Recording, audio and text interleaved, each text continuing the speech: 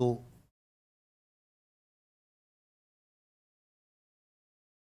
Cash flow statement,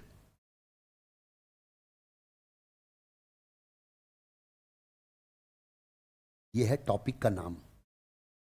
short form है CFS। एक AS का नंबर लिख रहा हूं, AS3। AS3 का नंबर क्यों लिखा? क्योंकि AS3 का नाम भी कैश फ्लो स्टेटमेंट ही है। आप वहाँ कॉर्नर से खड़े हो बेटा, यहाँ आगे बैठो। आप लोग गर्ल्स जो पीछे बैठते हैं ना, ध्यान रखा करो, इन बेंचेज में हर एक में 4 गर्ल्स होना चाहिए। मैं डेली सीटिंग अरेंजमेंट करवाऊंगा ना, तो किसी दिन आप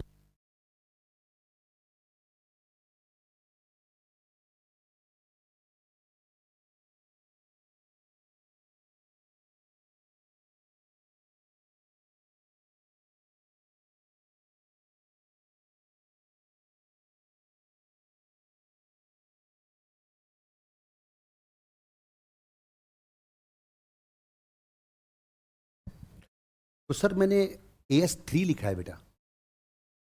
अकाउंटेशनर 3 का नाम कैश फ्लो स्टेटमेंट ही है। अकाउंटेशनर 3 में कैश फ्लो स्टेटमेंट कैसे बनता है उसके पूरे नियम दिए हैं। कैश फ्लो स्टेटमेंट AS3 के नियम के अनुसार बनाया जाएगा। आज की क्लास का टॉपिक कैश फ्लो स्टेटमेंट है। बड़ा चैप्टर है, करीब 15-20 क्लास लगती है इसकी। आज आप अपना बेस स्ट्रांग कीजिए।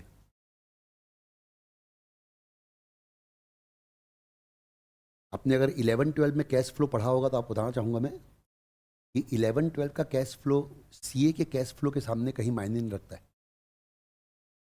कुछ लोगों ने पढ़ा होगा शायद, तो अपने यहाँ अलग लेवल का है बेटा एकदम।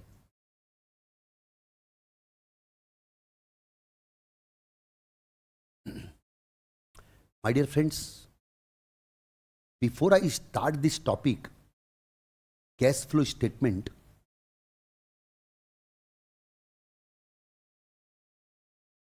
मैं आपको एक नॉलेज ये देना चाहता हूं कि हर लिस्टेड कंपनी को, लिफ्टेड कंपनी यानी जो स्टॉक मार्केट में लिफ्टेड हो, हर लिफ्टेड कंपनी को हर फाइनेंशियल ईयर में अपनी एनुअल रिपोर्ट, आप लोग एनुअल रिपोर्ट शब्द की तरफ देखते रहिएगा, हर लिफ्टेड कंपनी को हर फाइनेंशियल ईयर में अपनी एनुअल रिपोर्ट कई जगह भेजनी पड़ती है। जैसे मेंबर्स को भेजनी पड़ती है, जैसे सेबी को भेजनी पड़ती है, जैसे स्टॉक एक्सचेंज को भेजनी पड़ती है, जैसे पेपर में पब्लिश करनी पड़ती है। My dear friends, every listed company is required to prepare its annual report and send every financial year to the members and many other stakeholders. Now I am going to teach you the meaning of the word annual report. जो annual report भेजते हैं इसका क्या मतलब होता है। तो my dear friends, annual report में 3 चीजें आती हैं बेटा। पहला आता है बैलेंस शीट, दूसरा आता है स्टेटमेंट ऑफ PL अकाउंट, और तीसरा सबसे इंपॉर्टेंट आता है कैश फ्लो स्टेटमेंट। और अब आप सब बच्चों को यह समझ लेना चाहिए कि आपके टीचर ने यह लॉ क्यों बताया आप लोग को। कौन सा लॉ? कि हर लिफ्टेड कंपनी को हर फाइनेंशियल ईयर में अपनी एनुअल रिपोर्ट कहीं कहीं जगह भेजना पड़ता है। ये लॉ बताने का पर्पस था आपको ये बताना मेरे बच्चों कि एनुअल रिपोर्ट में न सिर्फ बैलेंस शीट और SPL आता है, बल्कि कैश फ्लो स्टेटमेंट भी आता है। और एक चार्टर्ड अकाउंटेंट एनुअल रिपोर्ट को सर्टिफाई करता है। एक चार्टर्ड अकाउंटेंट का काम है एनुअल रिपोर्ट को ट्रू एंड फेयर सर्टिफाई करना, और एनुअल रिपोर्ट में कैश फ्लो स्टेटमेंट भी आता है। तो कैश फ्लो स्टेटमेंट को सर्टिफाई करना भी एक सीए का काम है। AS3 कैश फ्लो स्टेटमेंट कैसे बनेगा उसके प्रेजेंटेशन करने का तरीका बताता है।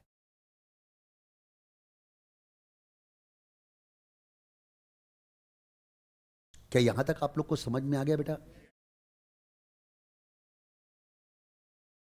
क्या समझ में आया आप लोग को?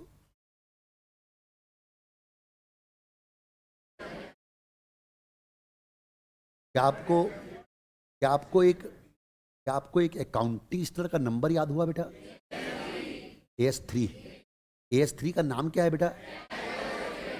AS3 में कैश फ्लो स्टेटमेंट बनाने का क्या दिया हुआ है? पूरा तरीका दिया हुआ है। और AS3 क्यों इंपॉर्टेंट है एक सीए के लिए? क्योंकि सीए जो एनुअल रिपोर्ट सर्टिफाई करता है ना, उसका फॉर्मिंग पार्ट है CFS भी। आज के बाद अपनी जिंदगी में एनुअल रिपोर्ट या फाइनेंशियल स्टेटमेंट कभी भी बोलो ना, तो फाइनेंशियल स्टेटमेंट में कभी भी बैलेंस शीट और SPL मत बोलना बच्चों। बैलेंस शीट SPL के साथ साथ कैश फ्लो स्टेटमेंट भी, वो भी एनुअल रिपोर्ट का पार्ट है, वो भी फाइनेंशियल का पार्ट है, उसको भी सीए सर्टिफाई करता है।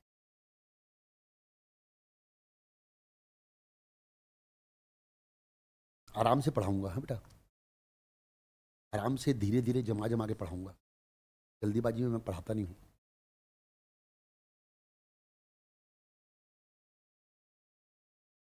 आज की क्लास बहुत इंपॉर्टेंट क्लास है।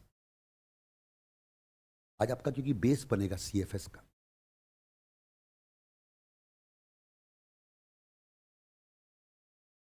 तो now let me explain you what is cash flow statement. What is cash flow statement?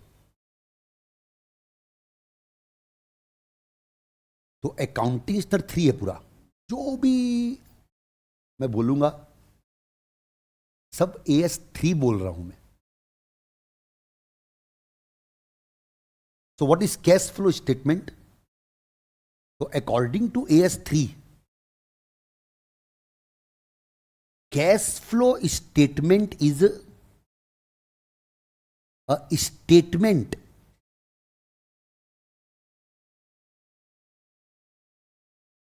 which shows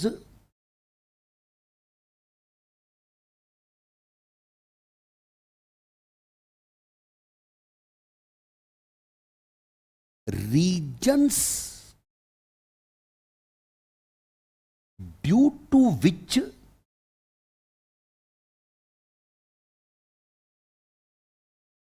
CCE have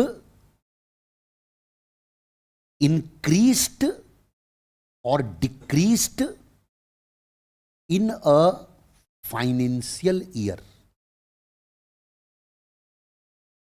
ये डेफिनेशन को अपने मन में बिठा लीजिए बेटा।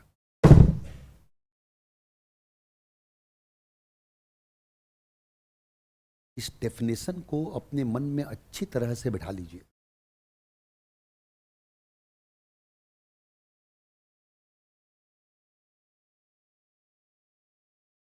रट्टा मत मारो, इसको समझ के आप बिठाओ दिमाग में। मैं इसमें आपकी हेल्प करता हूं। AS3 बोलता है कि कैश फ्लो स्टेटमेंट एक ऐसा स्टेटमेंट है जो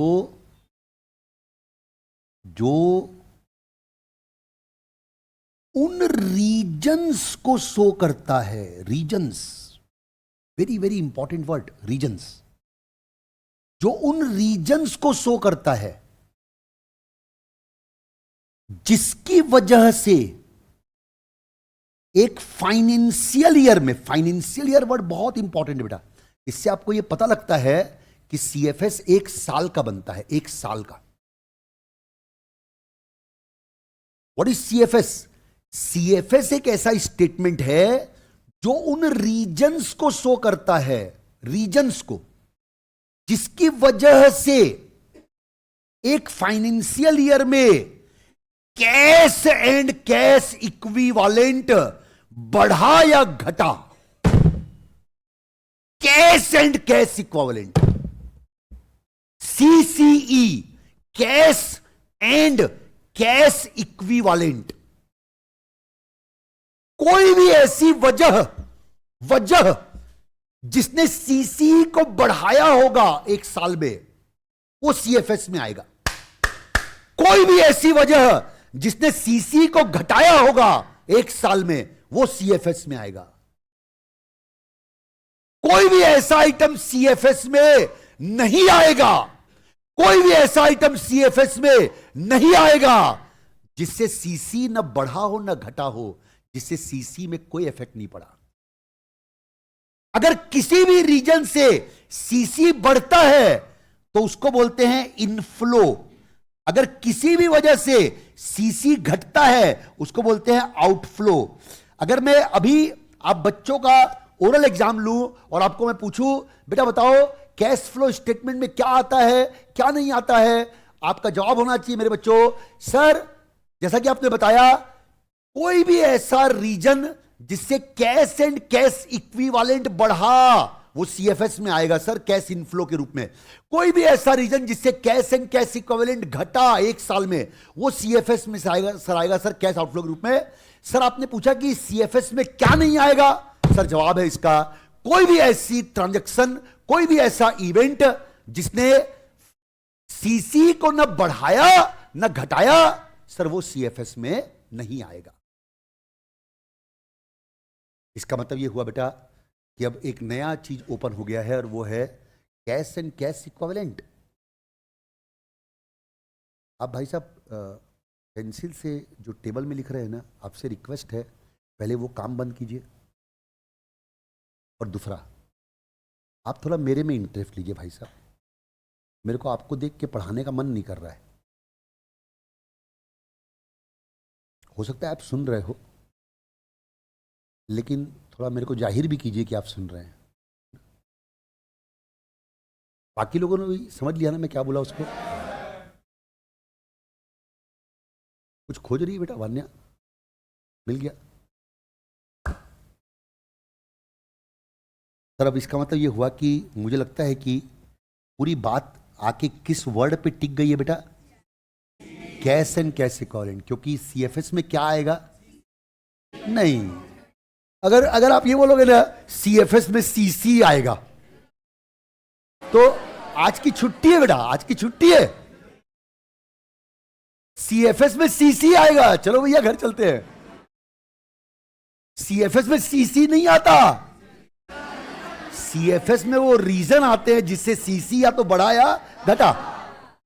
अगर कोई भी ऐसा ट्रांजैक्शन हुआ है जिसने सीसी को ना बढ़ाया ना घटाया, वो सीएफएस में नहीं आएगा। सीसी खुद सीएफएस में थोड़ी आएगा यार, जब कर दिया आप लोग अपने हिसाब से शॉर्टकट। हाँ, सीसी वर्ड प्यारा लग रहा है, सीएफएस में क्या आता है? सीसी आता है। तो अब सीसी का मीनिंग समझा रहा हूं मैं आप लोग को।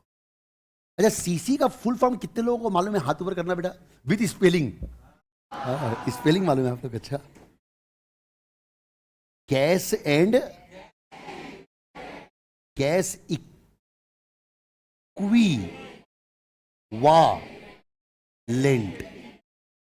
कैश एंड कैश इक्विवेलेंट ये है।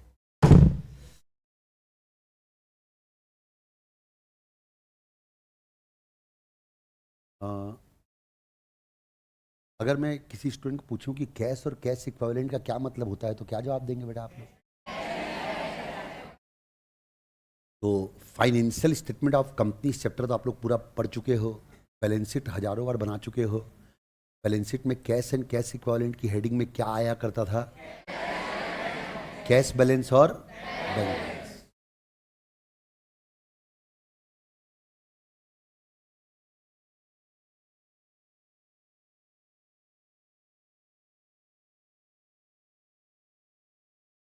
अभी कुछ दिन पहले रिलायंस इंडस्ट्रीज लिमिटेड की एनुअल जनरल मीटिंग जब चल रही थी ना, तो रिलायंस इंडस्ट्रीज के चेयरमैन मुकेश अंबानी ने एनुअल जनरल मीटिंग में जब वो भाषण दे रहे थे तो उन्होंने अपने भाषण के बीच में एक लाइन बोली कि रिलायंस इंडस्ट्रीज लिमिटेड के पास 25,000 करोड़ रुपए का कैश इक्विवेलेंट है।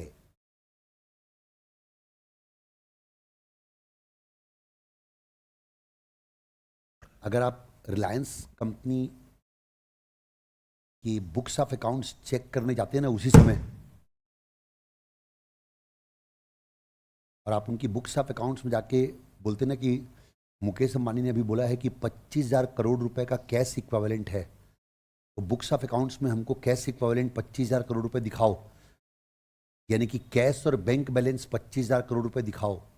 आपको कैश और बैंक बैलेंस 25,000 करोड़ रुपए नहीं मिलता। कैश और बैंक बैलेंस मिला के देखोगे ना तो 2,000 करोड़ रुपए है। तो मुकेश अंबानी जो बोला ना कि हमारे पास कैश इक्विवेलेंट 25,000 करोड़ रुपए है, उसको समझने की जरूरत है अपन लोग को कि वो कैश और बैंक बैलेंस की बात नहीं बोल रहे हैं भाई साहब। कैश और बैंक बैलेंस तो 2,000 करोड़ रुपए ही है, लेकिन वो तो बोल रहे थे कि 25,000 करोड़ रुपए का कैश इक्विवेलेंट है। इसका मतलब ये हुआ कि कैश इक्विवेलेंट का अपने को ठीक से मतलब समझ में नहीं आ रहा है।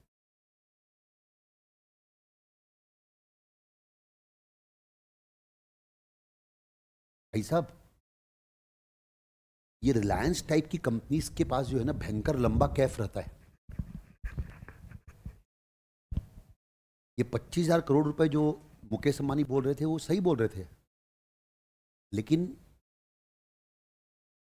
ये कंपनियां जो 25,000 करोड़ रुपए कैश है ना, वो पूरा हार्ड कैश या लिक्विड कैश नहीं रखती हैं, क्योंकि हार्ड कैश या लिक्विड कैश 25,000 करोड़ रुपए रखेगी तो इनका ब्याज का नुकसान होगा ना। ये तो कंपनी क्या करती है मालूम है आपको? अगर 4 दिन के बाद भी पैसा चाहिए ना, 4 दिन के बाद सिर्फ, तो ये 3 दिन के लिए बैंक में जमा करती है पैसा। एफडी, 3 दिन का एफडी, सिर्फ 3 दिन का एफडी। ये 25,000 करोड़ 3 दिन के लिए बैंक में जमा कर दो, 3 दिन का तो ब्याज मिलेगा। वो जो 3 दिन का एफडी करवाया है वो भी तो बैंक बैलेंस के बराबर है, वो भी तो कैश बैलेंस के बराबर है तो वो इन्वेस्टमेंट, वो भी तो कैश के बराबर है। मैं आपको अभी क्या लेक्चर दे रहा हूं, इतने स्टूडेंट को समझ में आ रहा है कि मैं किस लाइन पे जा रहा हूं। अभी मैं आपको शायद ये समझा रहा हूं ना बेटा कि कैश एंड कैश इक्विवेलेंट में सिर्फ कैश और बैंक बैलेंस नहीं आता, कुछ और भी आता है, और वो कुछ क्या आता है उसका भी कुछ हिंट दे रहा था मैं आप लोग को। तो इसलिए इट इज हाई टाइम कि मैं आपको कैश और कैश इक्विवेलेंट शब्द का प्रॉपर मीनिंग बताऊं। इसका प्रॉपर मीनिंग दिया है AS3 में। तो AS3 में कैश और कैश इक्विवेलेंट का क्या मतलब दिया है सुनिएगा।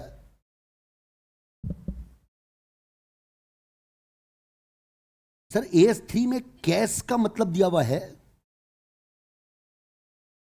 भाई साहब थोड़ा यहां देखेंगे। AS3 में कैश का मतलब दिया हुआ है। अरे सर कैश की भी डेफिनेशन है AS3 में। AS3 में कैश की डेफिनेशन है मालिक, कैश मीन्स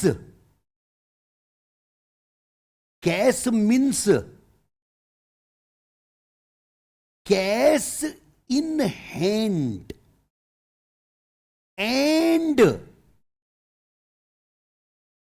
हो गया,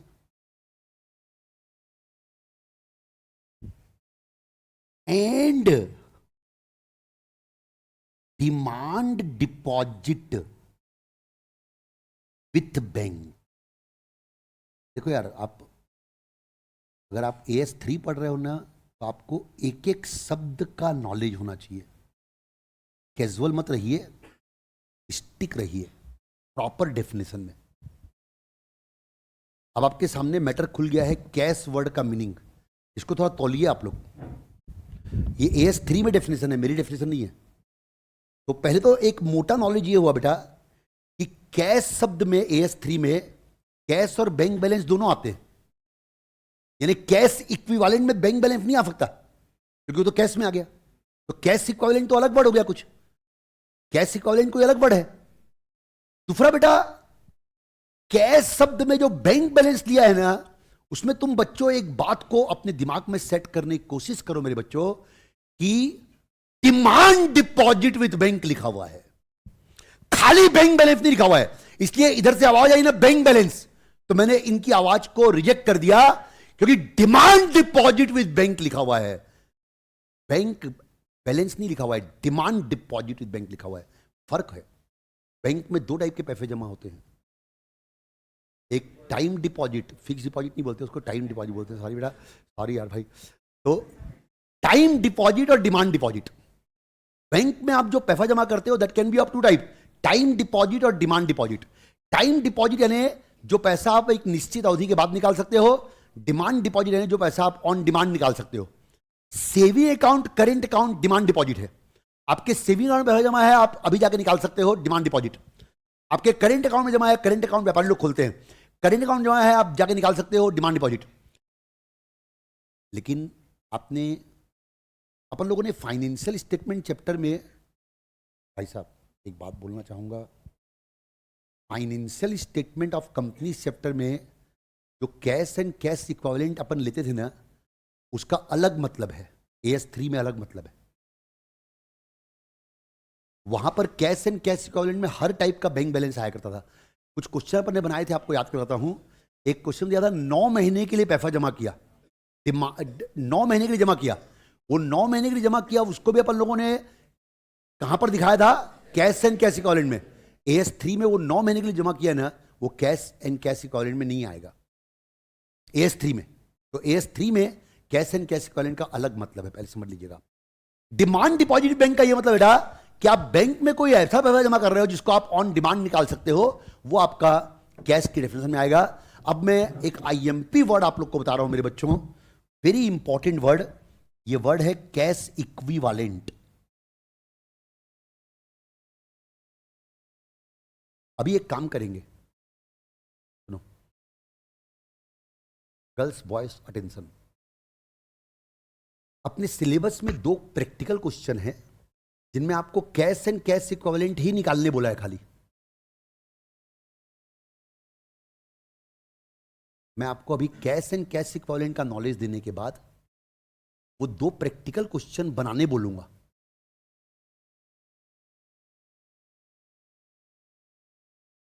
तो उस समय आपका नॉलेज टेस्ट होगा कि आप लोगों ने कितना अच्छे से कैश एंड कैश इक्विवेलेंट को सीखा। तैयार है आप लोग? 2 प्रैक्टिकल क्वेश्चन है, 5-5 मार्क्स के एग्जाम में आते हैं वो दोनों। उसमें खाली बोला है CC निकालो, वो मेन CFS से पहले ये क्वेश्चन है, वो क्वेश्चन नंबर 1-2 अपनी सीट का। सर उन 2 क्वेश्चन को बनाने के लिए आपको कैश इक्विवेलेंट की डेफिनेशन अच्छे से पता होना चाहिए।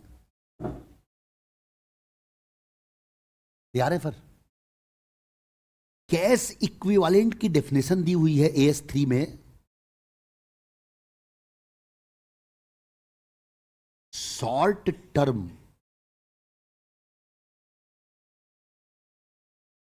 Highly liquid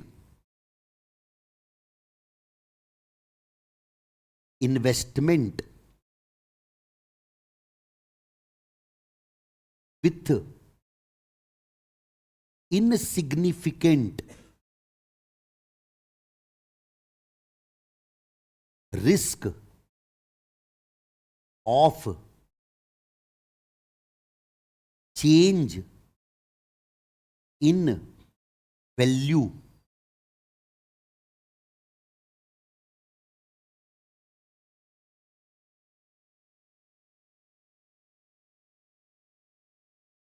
with maximum holding period of 3 months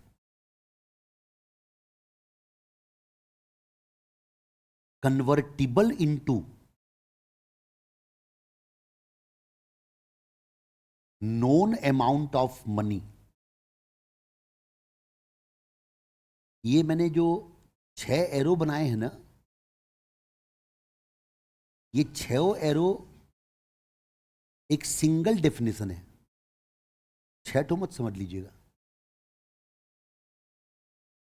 ये डेफिनेशन तो आपको सीखना ही पड़ेगा बेटा अच्छे से, और रट्टा नहीं मारने की जरूरत है, सीखना पड़ेगा बोला मैं।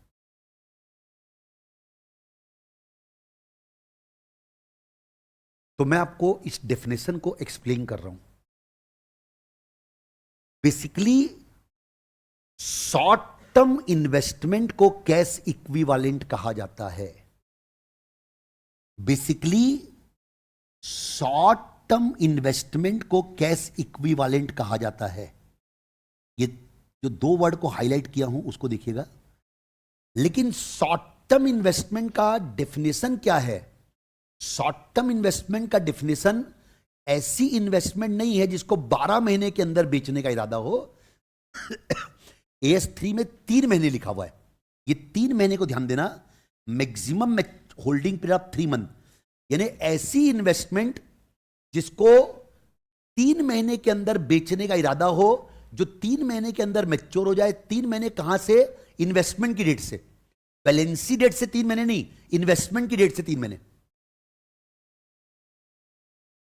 ऐसी इन्वेस्टमेंट जो 3 महीने के अंदर बेचने का इरादा हो, उसको कैश इक्विवेलेंट माना जाएगा। बस इन्वेस्टमेंट होना चाहिए, 3 महीने के अंदर बेचने का इरादा होना चाहिए, उसको कैश इक्विवेलेंट माना जाएगा।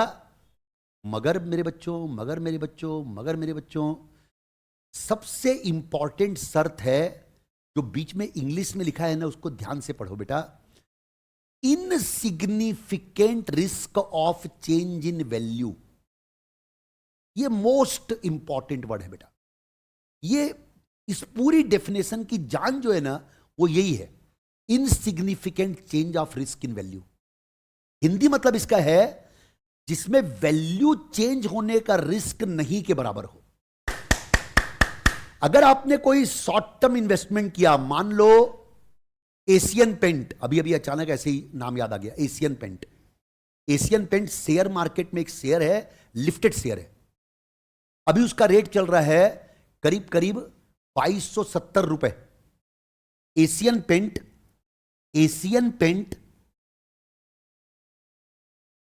शेयर मार्केट में रेट चल रहा है 2270 रुपए। मान लो मेरे पास 5 लाख रुपए अभी एक्स्ट्रा पड़ा है। ये 5 लाख रुपए मेरे को 1 महीने क्या चाहिए? ये 5 लाख रुपए मेरे को 1 महीने क्या चाहिए? ये 5 लाख रुपए मेरे को 1 महीने क्या चाहिए? ये 5 लाख अभी एक्स्ट्रा पड़ा है। मेरे को लगा यार कुछ 5 लाख रुपए को कहीं इन्वेस्ट कर देता हूं, थोड़ा बहुत कमा भी लूंगा। तो मैंने इस 5 लाख रुपए को एशियन पेंट के शेयर में इन्वेस्ट कर दिया। 2270 रुपए के रेट से अभी मार्केट से 5 लाख के शेयर ले लिए। मेरा इरादा है 1 महीने के अंदर इसको बेचूंगा। मेरा सवाल आप लोगों से है मेरे बच्चों, क्या मैं एशियन पेंट के शेयर में जो इन्वेस्टमेंट किया हूं, क्या AS3 के अनुसार ये इन्वेस्टमेंट कैश इक्विवेलेंट, क्या ये इन्वेस्टमेंट कैश इक्विवेलेंट मानी जाएगी? इसका जवाब होगा ये इन्वेस्टमेंट शॉर्ट टर्म है, मेरा इरादा 3 महीने के अंदर बेचने का है, तो कैश इक्विवेलेंट की इन शर्तों को ये इन्वेस्टमेंट पूरी करती है। मगर सबसे इंपॉर्टेंट शर्त है insignificant risk of change in value, जिसमें वैल्यू चेंज होने का रिस्क नहीं के बराबर हो। भाई साहब, ये जो इन्वेस्टमेंट है ना मेरी एशियन पेंट वाली, ये इस शर्त को पूरा नहीं करती, ये इस शर्त को पूरा नहीं करती, क्योंकि बेटा शेयर मार्केट में आप शेयर में इन्वेस्टमेंट करोगे भैया, उसमें वैल्यू चेंज होने का रिस्क सिग्निफिकेंट रहता है, इनसिग्निफिकेंट नहीं, सिग्निफिकेंट रहता है। आज से 1 महीने के बाद एशियन पेंट का रेट 2270 की जगह 2500 रुपए भी हो सकता है और 2000 भी हो सकता है। आज कोई नहीं बता सकता इसको, आज कोई बता ही नहीं सकता। 2025 में ऐसा सुनने में आ रहा है कि मंदी आने वाली है, रिसेशन वर्ल्ड वाइड होने वाला है। तो मंदी आएगी भैया, तो ये एशियन पेंट आज से 1 महीने के बाद 2000 भी आ जाएगा और 1900 भी आ जाएगा, 1800 भी आ जाएगा। पॉइंट क्या है, इसमें वैल्यू चेंज होने का सिग्निफिकेंट रिस्क है, इसलिए इसको कैश इक्विवेलेंट की। बेटा क्या आप लोग को मालूम है कि मैंने आप लोग को एक काम दिया है कि मैं आपको कैश एंड कैश इक्विवेलेंट की डेफिनेशन बताने के बाद 2 प्रैक्टिकल क्वेश्चन बनाने के लिए बोलूंगा रफ में। तो मेरे बच्चों, मैं क्यों बोल रहा हूं ये चीज, अभी फिर से क्यों याद दिला रहा हूं? इसलिए याद दिला रहा हूं मेरे बच्चों कि आप लोग थोड़ा 5 मिनट अटेंटिव होकर बैठेंगे ना, तो वो 2 क्वेश्चन जब बनाओगे ना आप लोग, तो आपको अच्छा लगेगा। अब बन रहे हैं हमसे।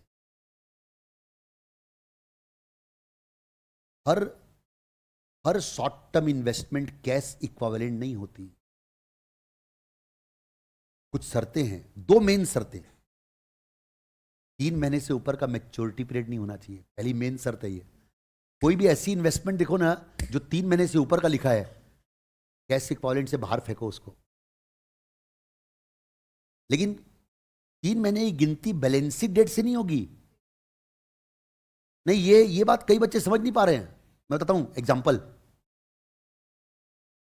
आज 26/12/2024 को मान लो मैंने 5 महीने के लिए बैंक में एफडी करवाया। आपकी जानकारी के लिए, बैंक का एफडी कैश इक्विवेलेंट में आता है। अरे यार, बैंक का एफडी कैश वर्ड की डेफिनेशन में नहीं आएगा, लेकिन कैश इक्विवेलेंट में आ सकता है वो। लेकिन कैश इक्विवेलेंट में आ सकता है वो, क्योंकि वो भी इन्वेस्टमेंट है। अगर वो 3 महीने के अंदर का मैच्योर होने वाला हुआ तो, और उसमें तो वैल्यू चेंज होने का रिस्क रहता ही ना। जितना जमा किया उतना मिलेगा, विद ब्याज ऊपर से और मिलेगा आपको।